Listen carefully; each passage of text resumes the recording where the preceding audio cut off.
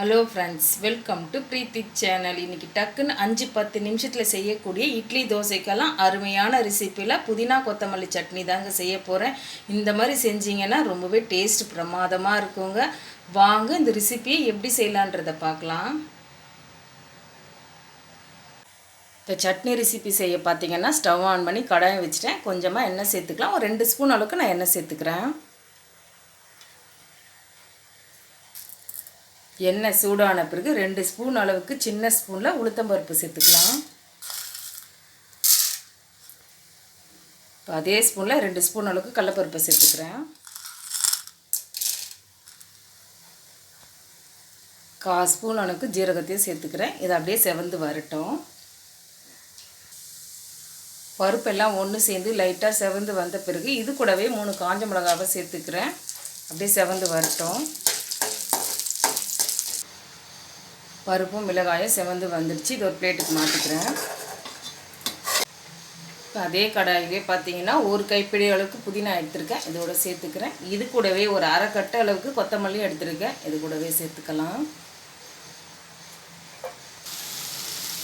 கொத்தமல்லியும் புதினாவும் பார்த்தீங்கன்னா வதங்கி வந்துடுச்சுன்னா கொஞ்சமாக ஆகிடும்.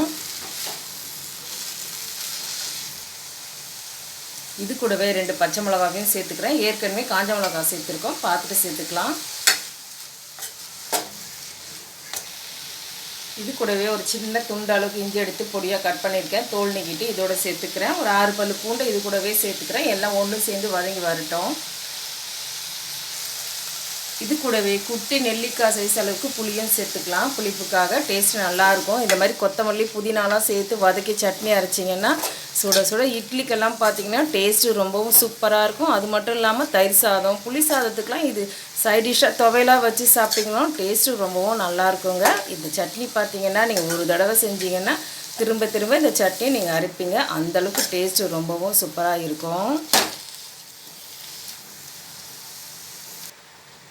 இது கூடவே ஒரு பெரிய பீஸ் தேங்காயை பொடி பொடியாக கட் பண்ணியிருக்கேன். இதோட சேர்த்துடலாம்.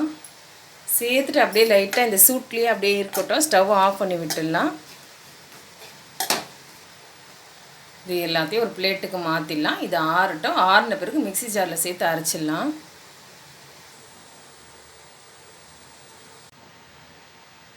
வதக்கி வச்ச பொருளெல்லாம் பார்த்திங்கன்னா ஆறிடுச்சு. இது எல்லாத்தையும் ஒன்றும் சேர்த்து அரைக்க வேண்டாம், அரைப்படாது. ஃபஸ்ட்டு நம்ம பருப்பு, மிளகாய், தேங்காவெல்லாம் எல்லாத்தையும் சேர்த்து அரைச்சிக்கலாம். அப்புறமா புதினாவையும் கொத்தமல்லியும் சேர்த்து அரைச்சிக்கலாம். இந்த சட்னிக்கு தேவையான உப்பையும் இதோடு சேர்த்துட்றேன். ஃபஸ்ட்டு இது 2 சுற்றி எடுத்து வந்துடுறேன். லைட்டாக அரைச்சி எடுத்த பிறகு இப்போ வதக்கி வச்ச புதினாவையும் கொத்தமல்லி இதோட சேர்த்துக்கலாம். சேர்த்துட்டு கொஞ்சமாக தண்ணி சேர்த்து அரைச்சி எடுத்துகிட்டு வந்துடுறேன். அரைச்சி பார்த்திங்கன்னா சட்னி எடுத்துகிட்டேன். இது ஒரு பவுலுக்கு மாற்றிக்கலாம். இந்த சட்னியை கெட்டியாக வச்சிங்கன்னா புளி சாதம், தயிர் சாதம், லெமன் சாதத்தோடலாம் வச்சு சாப்பிட்டிங்கன்னா டேஸ்ட்டு ரொம்பவும் சூப்பராக இருக்கும். நான் இட்லி தோசைக்கின்றதுனால கொஞ்சமாக தண்ணி சேர்த்துக்க போகிறேன். சட்னியில் கொஞ்சமாக தண்ணி சேர்த்தாச்சு. இட்லி தோசைக்கு தொட்டு சாப்பிட்ற மாதிரி இதுக்கு ஒரு தாளிப்பை போட்டுடலாம். சட்னியை தாளித்து விடுறதுக்காக ஸ்டவ் ஆன் பண்ணி அதே கடாயை வச்சுட்டேன். கொஞ்சமாக எண்ணெய் சேர்த்துக்கலாம். எண்ணெய் சூடாகட்டும். எண்ணெய் சூடாகிடுச்சு. அரை ஸ்பூன் அளவுக்கு கடுகு உளுத்தம் பருப்பு சேர்த்துக்கிறேன். ஃப்ரெஷ்ஷான கருவேப்பிலையே கொஞ்சமாக சேர்த்துக்கலாம்.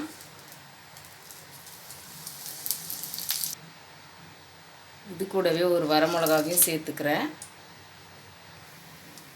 தாளிப்பு பார்த்திங்கன்னா ரெடி ஆகிடுச்சு. இப்போ நம்ம சட்னியில் சேர்த்துடலாம்.